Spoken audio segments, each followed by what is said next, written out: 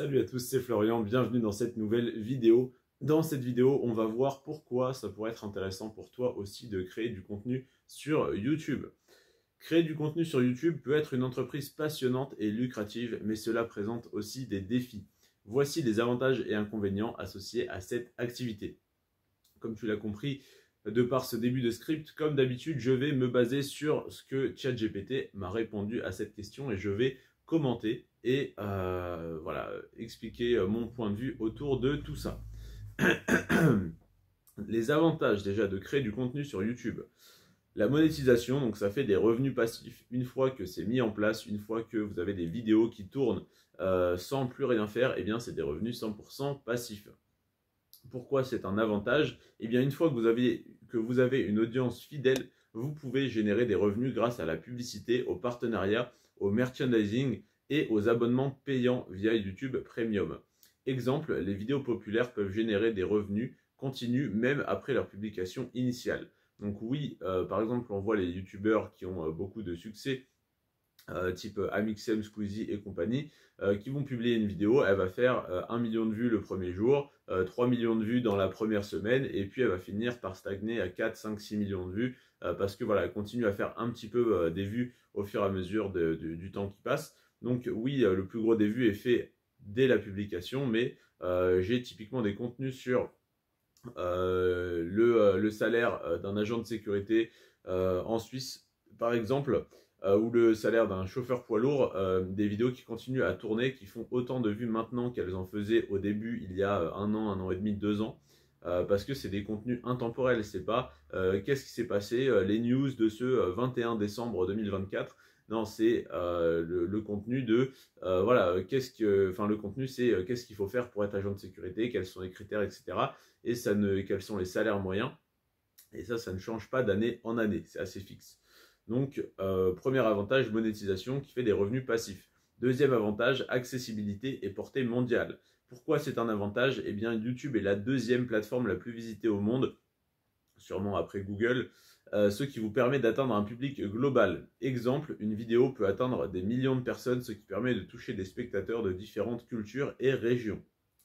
3. Flexibilité créative. Pourquoi c'est un avantage? Eh bien, ça vous laisse libre de choisir votre niche, le type de contenu et le style de vos vidéos. Par exemple, quand vous créez des tutoriels, des vlogs, des critiques ou des vidéos éducatives, vous avez le contrôle total sur la direction de votre chaîne. Développement de compétences. Pourquoi c'est un avantage? Créer du contenu sur YouTube vous permet d'acquérir des compétences dans divers domaines tels que le montage vidéo, la gestion de projet, le marketing et la communication. Par exemple, vous apprendrez à améliorer la qualité de vos vidéos et à optimiser leur visibilité avec des titres, des descriptions et des mots-clés efficaces. Ça, c'est vrai que j'ai trouvé ça très intéressant, surtout au début. Quand on a vraiment 0 vue, on publie une vidéo, on fait 0 vue. On se dit, bah merde, comment je fais pour toucher les premières personnes? Est-ce que je partage à mon entourage? Ah non, c'est un petit peu honteux. Est-ce que je partage à des gens, est-ce que je partage sur Insta pour espérer que des gens aillent voir? Ouais, pourquoi pas. Est-ce que je partage sur des forums? Ah, mais attends, je peux déjà mettre des hashtags. Ah, ok, j'ai fait 10 vues. Ah, c'est bien, mais qu'est-ce que je peux faire de mieux? Ah, en fait, c'est mon titre qui est pas assez accrocheur. Il faut faire un titre putaclic. Ah, mais en fait, la miniature, elle donne pas envie de cliquer. Là, quand je vois la mienne parmi les autres, j'ai même pas envie de cliquer dessus. Donc, il faut que je travaille là-dessus. Et puis, un peu par un peu, on travaille sur tout ça. Tac, tac, tac. Développement de compétences. Communauté et engagement. Vous pouvez interagir directement avec vos abonnés, créer une communauté autour de votre contenu et recevoir des retours précieux. Par exemple, les commentaires et les messages peuvent vous aider à mieux comprendre votre public et à améliorer votre contenu. Alors typiquement, hormis les vidéos que je fais là pendant ce mois de décembre, qui sont des vidéos que j'avais envie de faire depuis un moment, que je sais qui ne vont pas faire beaucoup de vues mais qui peuvent servir et qui servent, j'ai déjà des retours positifs à plusieurs personnes. Sinon d'habitude, je fais les vidéos qu'on me demande de faire. Quand on me dit, tiens, est-ce que tu peux parler du salaire d'un professeur des écoles en Suisse? Hop, je me renseigne sur ce sujet, je fais une vidéo, je la publie, et puis les gens sont choqués de dire « Ah mais attends, il y a une semaine, je t'ai parlé du fait que ça pourrait être intéressant de faire ça, et tu l'as vraiment fait, mais c'est génial !» Et en fait, je trouve que c'est super d'être à l'écoute et de s'inspirer de ce que le public veut, même si des fois, bon, bah, on va me dire « Fais une vidéo sur le salaire d'un ophtalmo en Suisse », bon, je sais que ça va faire 15 vues, mais je le fais parce que je sais que tant que ça rend service au moins à une personne, je serai content de l'avoir fait. Donc tac tac tac, et puis j'ai fait un groupe Telegram qui s'appelle Florian Frontalier Suisse, qui est en premier lien dans la description si tu veux aller voir, où il y a un peu plus de 900 personnes, on sera peut-être 1000 au moment où tu vois cette vidéo. 6. Opportunités de partenariat. Pourquoi c'est un avantage? Eh bien, une chaîne à succès peut attirer des partenariats avec des marques pour des promotions et des collaborations. Par exemple, vous pouvez être payé à promouvoir des produits ou des services qui correspondent à votre audience. Typiquement, moi j'ai un partenariat avec un conseiller financier. J'en parle pas souvent parce que je ne veux pas trop vous embêter avec ça. J'en parle simplement quand on me demande un conseiller financier. Mais c'est vrai que je pourrais développer pas mal de revenus parce que je touche une rétro-commission, je touche une part de sa commission. Donc si vous avez besoin, si vous travaillez en Suisse, que vous avez besoin de vous renseigner sur les questions d'assurance et surtout la question principale c'est la retraite, donc le troisième pilier, n'hésitez pas à m'envoyer un message et je vous donnerai le contact de mon conseiller financier. Grand 7, autonomie et indépendance. En tant que créateur de contenu, vous êtes votre propre patron. Vous décidez de votre emploi du temps et de la direction de votre chaîne. Vous pouvez travailler de chez vous et avoir une flexibilité totale quant à vos horaires. Donc ça, c'est vraiment l'avantage. Après, bon, évidemment, c'est difficile d'en vivre. Et pour en vivre, il faut travailler énormément. Ce qui implique de ne pas forcément travailler que de chez soi, mais aussi sortir, faire des déplacements, des partenariats, des feats, des rencontres, etc. Mais si vous arrivez à en vivre en restant 100% chez vous, c'est vrai que c'est quand même considérable comme avantage par rapport à un travail classique. Donc ça, c'était quand même tous les avantages, hein. Il y avait 7 grands points. Maintenant, il y a évidemment des inconvénients. Donc c'est que la création de contenu est chronophage. Produire des vidéos de qualité demande beaucoup de temps pour la préparation, le tournage, le montage et la promotion.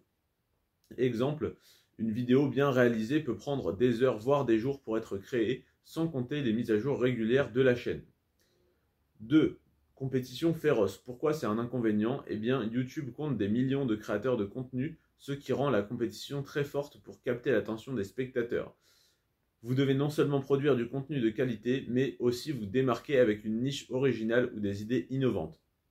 On remarquera que ce qui marche bien aujourd'hui, c'est vraiment le divertissement pour le grand public, hein. C'est évidemment, c'est logique que ce qui est fait pour le grand public fasse plus de vues. Mais voilà, il faut être original, il faut créer des concepts. Alors ça marche bien de reprendre les concepts des autres, hein, mais si on est original, si on apporte un peu de créativité, si on reprend exactement le concept de quelqu'un, on va être comparé, les gens vont souvent trouver que l'original est mieux, donc on va être dénigré. Donc pourquoi pas reprendre des concepts, mais des fois avoir des idées innovantes ou au moins améliorer du contenu déjà existant ou des concepts déjà existants, ça peut être une bonne stratégie. Grand 3, revenus instables. Pourquoi c'est un inconvénient?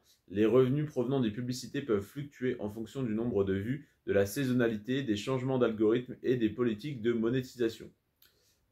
Par exemple, un mois peut générer des revenus substantiels, mais le mois suivant peut être beaucoup moins lucratif en raison de divers facteurs.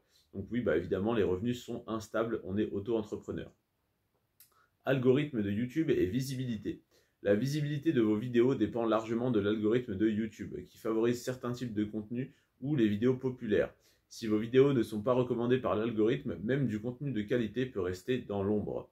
Alors oui, mais pas éternellement. Sur le long terme, si vous faites du bon contenu, les gens vont finir par venir le voir, le partager, le liker, le commenter, et ça va améliorer votre référencement. Grand 5. Critique et pression.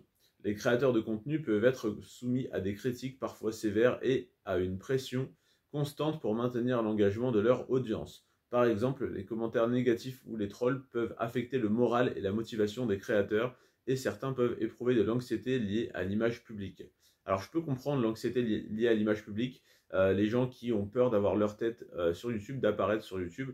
Quand vous me voyez comme ça, vous trouvez peut-être pas ça honteux parce que je suis un inconnu. Si j'étais votre ami et que vous me voyiez comme ça sur YouTube, vous trouveriez ça honteux, vous vous moqueriez de moi. Bon, j'ai la chance d'avoir très peu d'amis et des bons amis, donc ils ne se moquent évidemment pas de moi. J'ai également des amis qui créent du contenu et donc ça crée un dynamisme à ce niveau-là. Mais c'est vrai que quand on est au collège, au lycée, ça peut faire peur et on peut avoir peur du regard des autres. Moi aujourd'hui, j'ai des commentaires négatifs assez régulièrement. J'y réponds de manière intelligente et structurée en me disant que ça peut peut-être aider soit cette personne, soit les autres personnes qui verront ce commentaire. Mais je ne m'énerve jamais. J'ai pu insulter quelques personnes, voilà, parce qu'il y a des fois où vraiment il y avait juste des commentaires insultants, j'ai répondu en insultant, mais il ne faut pas m'imaginer derrière mon écran tout énervé à insulter, voilà, simplement pour remettre la personne à sa place, mais c'est très rare, c'est peut-être 5% des cas. Et dans la vie, voilà, je suis pareil, je suis très calme, j'accepte les critiques, je les prends, même si quelqu'un me reproche quelque chose ou me dit, je sais pas, admettons, si ma copine me quitte, je vais pas me dire, oh, c'est une machin, elle est méchante, elle m'a quitté. Je vais me dire, ah bah mince, j'étais pas à la hauteur, comment faire pour être à la hauteur? Si je sais pas, je vois que quelqu'un s'éloigne de moi, ne veut plus être ami avec moi, je vais me remettre en question, tiens, est-ce que j'ai entretenu la relation comme il fallait? Est-ce que j'ai fait ce qu'il fallait? Est-ce que j'étais suffisamment gentil? Est-ce que j'étais redevable pour quelque chose de cette personne et j'ai pas montré voilà, que je lui accordais comment dire, de la reconnaissance, etc. Je vais essayer, voilà, de me remettre en question moi avant d'insulter et de rabaisser les autres. Et donc les gens sur YouTube, les commentateurs, commentateurs qui écrivent des commentaires, hein, pas les gens qui font du commentaire en vidéo, mais quoique c'est pareil, les commentateurs écrits sont simplement là pour dénigrer, pour rabaisser, parce qu'ils ne peuvent pas se mettre en valeur, parce qu'eux ne font pas de contenu. Donc il ne faut pas être voilà, touché par ça. Moi, je ne suis pas du tout touché. Et dans la vraie vie, j'ai rencontré, je vais pas dire des dizaines, mais bien une dizaine ou peut-être une vingtaine d'abonnés, de personnes qui me connaissent de YouTube, et c'est toujours des retours extrêmement positifs. Donc c'est ça qui est encourageant. Sixième inconvénient, la dépendance à la plateforme. YouTube est une plateforme externe et ses politiques peuvent changer sans préavis. Modification de l'algorithme, règles de monétisation, suppression de vidéos, etc. Par exemple, si YouTube change ses règles de monétisation, vous pourriez voir vos revenus diminuer de manière significative. Excusez-moi. C'est vrai, il ne faut pas être dépendant de ça. Vous êtes auto-entrepreneur, mais votre entreprise, c'est vous, c'est ce que vous vendez.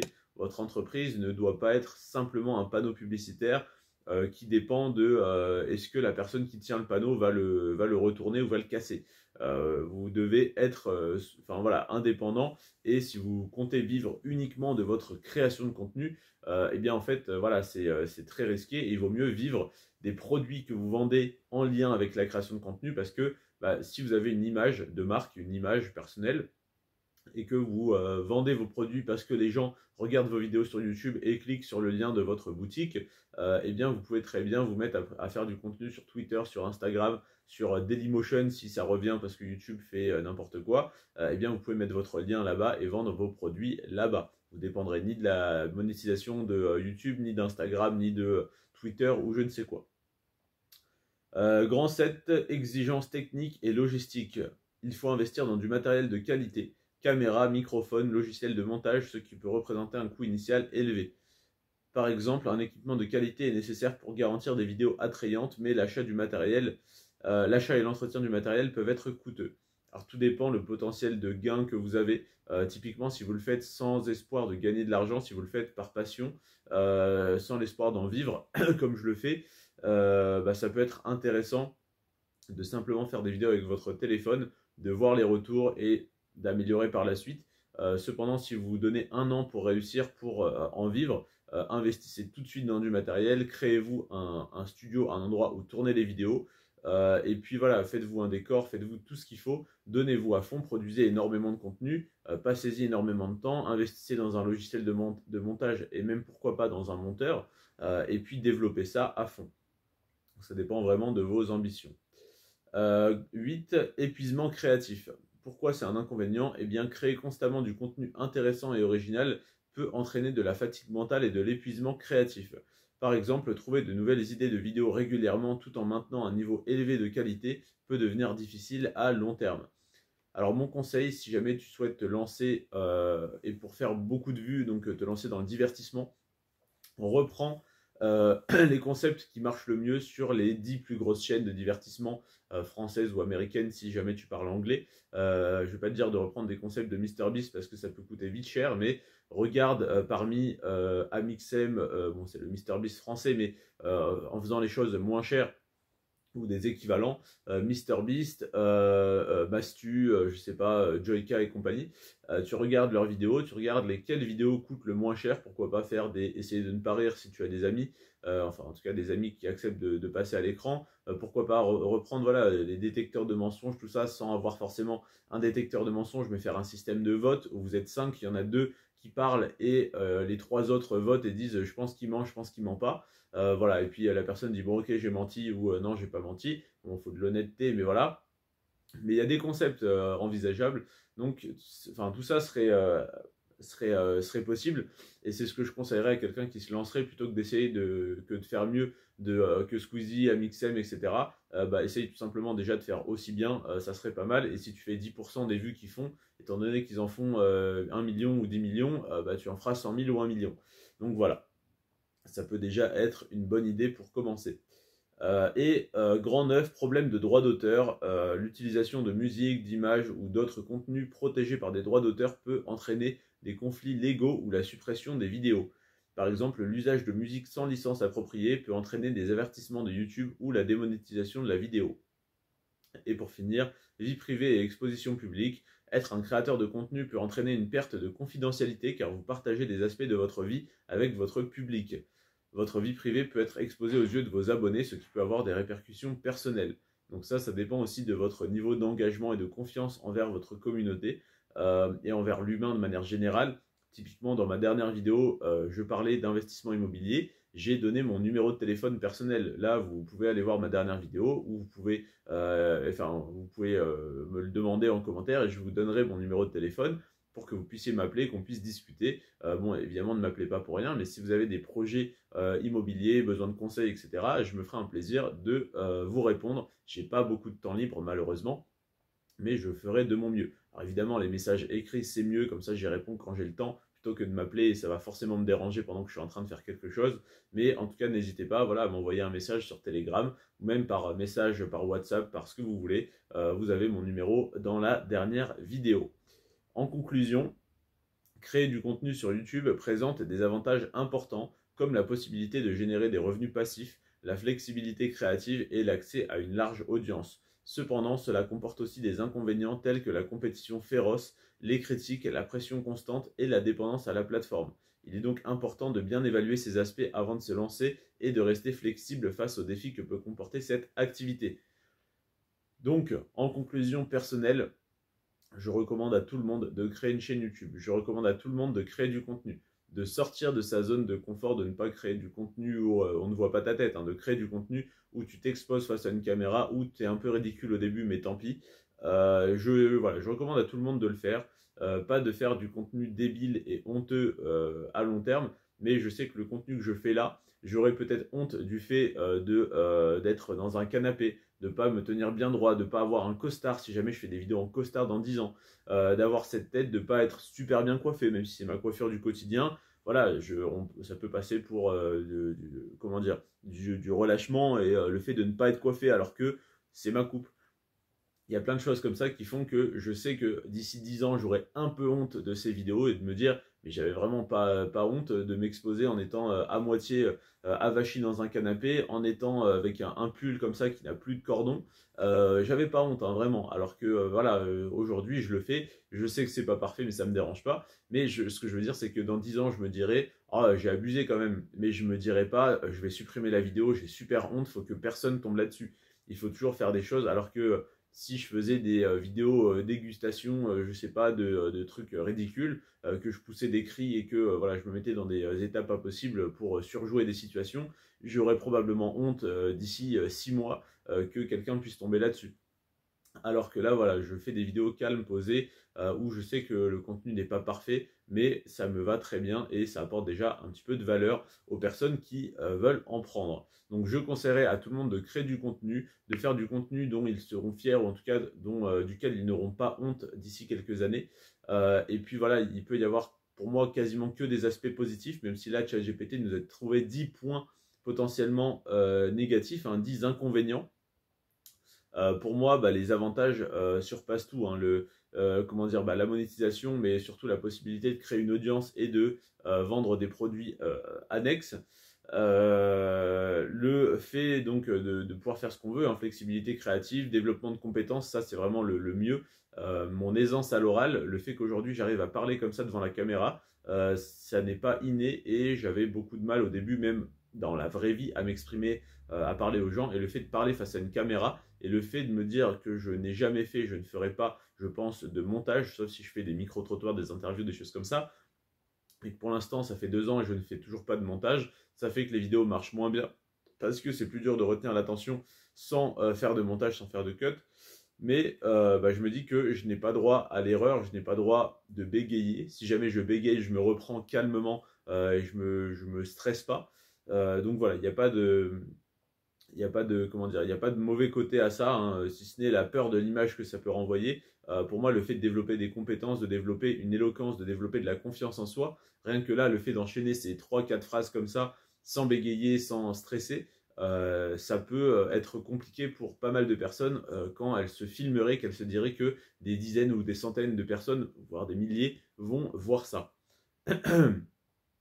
Communauté et engagement, tac tac tac, oui, le fait de créer une communauté, comme je te disais, j'ai rencontré plusieurs personnes, maintenant que j'y pense, dizaines de personnes, et ça a toujours été des échanges positifs, et des gens qui me disaient, qui m'encourageaient, qui aimaient bien mon authenticité par rapport aux autres youtubeurs. Donc ce qu'on appelle authenticité, c'est le manque de moyens et d'implication et de montage, hein. Mais voilà, c'est l'authenticité de faire des vidéos face cam, et ce que je dis aussi, hein, je dis simplement la vérité, je n'essaye pas de l'embellir. Je pourrais gagner de l'argent en disant que je suis multimillionnaire et que acheter ma formation, vous allez être multimillionnaire aussi. Je le ferai peut-être le jour où je serai multimillionnaire. Quoique, à ce moment-là, je pense que j'arrêterai de bosser complètement. Mais dans l'idée, voilà, les gens apprécient mon authenticité, j'apprécie le fait que les gens apprécient mon authenticité, et donc je rencontre des vrais gens. J'ai rencontré un militaire, un plaquiste, j'ai rencontré plusieurs agents de sécurité, donc je rencontre des vrais gens, je ne rencontre pas des gens du tertiaire, voilà, sans dénigrer, je rencontre des gens à qui je serre la main et je me rappelle que je leur ai serré la main 2 jours après. J'ai pas eu l'impression de masturber un poulpe pour être un peu vulgaire. Mais voilà, c'est quand même beaucoup plus intéressant d'être authentique pour rencontrer des gens qui nous ressemblent, donc des gens authentiques.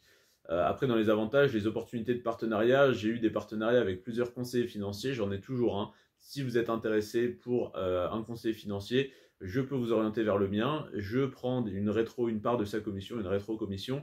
Voilà, c'est pas énorme, c'est pas de ça que je vis, je compte pas là-dessus pour payer une quelconque facture. Mais on m'a proposé ça, je reste ouvert aux opportunités, donc j'ai dit oui. Mais je ne fais pas des vidéos pour développer ça pour ce partenariat. Je ne fais pas des vidéos pour gagner de l'argent, hein. Je suis à 25 € de monétisation YouTube par mois, en sachant que YouTube a déjà pris la moitié là-dessus, hein, donc ça devrait faire 50 €, ça en fait 25. Et sur les 25, je paye évidemment de l'URSSAF. Donc bon voilà, c'est pas incroyable, hein, c'est pas de ça que je compte vivre. 15 ou 20 € par mois, c'est pas très important par rapport aux autres revenus que je peux dégager de l'immobilier par exemple. Et l'autonomie et l'indépendance, évidemment, si on fait ça, c'est pour ça, donc c'est très important de garder son autonomie. Vous pouvez vous mettre dans un crew, dans une équipe, faire des vidéos à plusieurs, mais ne vous enfermez pas là-dedans et gardez votre propre identité. Je te remercie d'avoir regardé cette vidéo jusqu'à la fin, c'était Florian. N'hésite pas, si tu as des questions, à les poser en commentaire ou à rejoindre le groupe Telegram Florian Frontalier Suisse ou Florian Rentier à 30 ans. Je te remercie d'être resté jusqu'à la fin de cette vidéo. C'était Florian, sur ce, prends soin de toi et de tes finances et à demain pour une nouvelle vidéo. Ciao.